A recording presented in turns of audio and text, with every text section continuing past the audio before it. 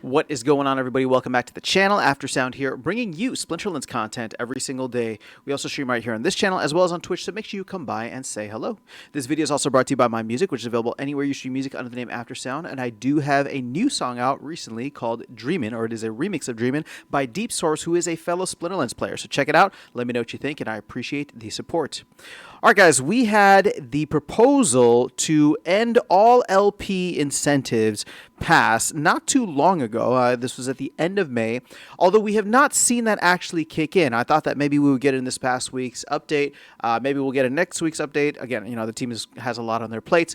So as it stands, these three pools, DEC SPS, SPS and swap.hive, and DEC swap.hive, all of which are on Hive Engine right now, will no longer be paying out. You can see here, there's like an 8% APR, 17% APR, and 8% APR. So there's a decent amount of liquidity here, right? There's almost $600,000 worth of liquidity in the DEC SPS pool, right? There's another almost $400,000 in the SPS swap.hive pool, and another almost $150,000 in the DEC swap.hive pool. Now, is that going to come out? That is what the point of this video is. I'm curious if there's going to be a capital rotation in the liquidity pools. Now, obviously, nothing is going to be incentivized in terms of like giving out SPS anymore. And since these are already on Hive Engine, I'm wondering if some of that might be brought in game. But before we get into that, just understand that you can still provide liquidity here. You will just be receiving liquidity, or you'll be receiving fees based on the volume, right? So similar to what we have in game. So there won't be this added APR that's on top of that, right? So right now, if you have something, let's say in the DEC SPS pool, you're earning the 2 or 0.25% fee for all the volume that's there. That gets automatically added into your stack, right? And then on top of that, you're receiving SPS. That SPS is going away, but you're still getting that 0.25%. It's a tiny amount, but there's also a decent amount of volume, so maybe some people will still be earning a good APR just based off of that. But since there's so much liquidity here, my question is, what if they bring that liquidity to the in-game pools? Now, you can see here that land, vouchers, right?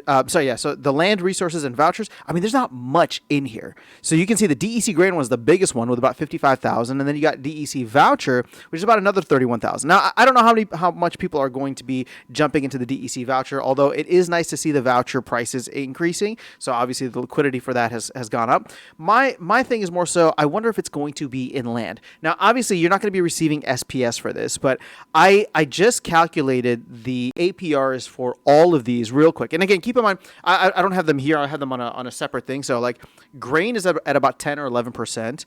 Wood is next at about 25%. Stone is the highest at 44%. I'm sorry, no, wood is at 40%. Stone is at 44%, and iron is at 25%. So this is just a snapshot in time. The prices of these are changing very quickly. You can see that they've gone down a lot. So the APRs are very dynamic. I don't want people to go in and buy a bunch of like stone or a bunch of well, I guess DEC is a little bit more stable, but to go in and buy a bunch of stone and a bunch of wood, pair it with DEC, and then be like, wait a second, I just lost a ton of capital, right? Sure, the APR is high, but I lost a ton of capital, and that's why I think we've seen a good amount of the that's why I think we've seen a good amount. Let me rephrase that. We've seen it be very slow, right? It's been very slow for these pools to start filling up. So that's actually a counter argument to what my thesis is that we may see some capital rotation come into the game. But understand that since Land 1.75 has been out for 3 months now, came out towards the end of March, I believe. What we're probably seeing is a little bit more stabilization in the prices of wood, stone, and iron. On top of that, we may be seeing a catalyst for these prices upcoming very soon with the mage wagons, right? So if mage wagons are going to be a significant thing for conflicts, then people might be coming in and having to buy these resources directly rather than just making them, right? They'll need to buy them off the marketplace if they're not already creating them, and then create and maintain the wagons. So there could be an interesting time period here where some people, based on bringing capital into the game, might buy wood or stone or iron, thinking like, hey, there might be a spike up in price here, so I might be buying a little bit cheaper, right? I might be buying a little bit cheaper. The price will stabilize out over time. This gives the team more time to add utility right down the line, whether that's to aura, which is indirectly benefiting these, or even just directly through things like the conflicts. And so that's all I'm trying to say is like, you add all these up, and I don't know what my math is going to be, 55, 65, 85. I mean, it's about 100K, right? 100K.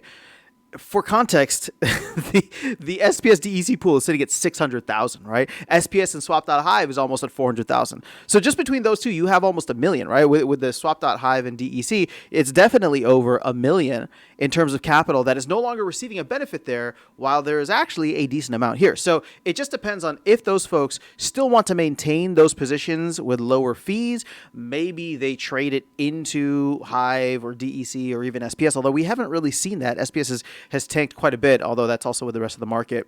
But I think the next couple of weeks here could be interesting to see and to just kind of like watch the trends on the capital that comes into this. Now, I could be very wrong. None of this is financial advice. This is just like a thesis, a guess, right, of what could potentially happen over the next couple of weeks here as more activity for land becomes available.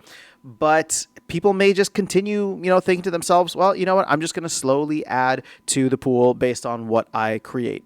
And I'm not going to add anything else to that. So at the end of the day, I don't know. It's all up in the air. But I just think that there's a lot of capital that's about to lose incentives. And I'm wondering where that capital is going to go, because it's already on Hive Engine, right? This is not something where you'd have to take it off Ethereum or take it off BNB. Like, it's sitting there on Hive Engine, and you can easily pull it into the game. Granted, right? It's SPS DEC and DEC Swap.hive, right? So those are the two ones that have DEC a DEC base on them. So when people pull it out, they have DEC automatically. They don't need to trade for DEC. They're going to have that DEC there. And the question then becomes, well, what are they going to do with that? Well, maybe they start setting it aside to pair with one of these resources. But again, that's just a little bit of speculation on my part. Again, not that like this is going to do anything. I'm not saying to go out and buy these resources, because I'm like, maybe they spike up a little bit, but we already knew that was going to be the case if the utility for wagons is higher than expected, or is expected. But at the end of the day, we'll have to wait and see how this all shapes up. But let me know your thoughts in the comments below.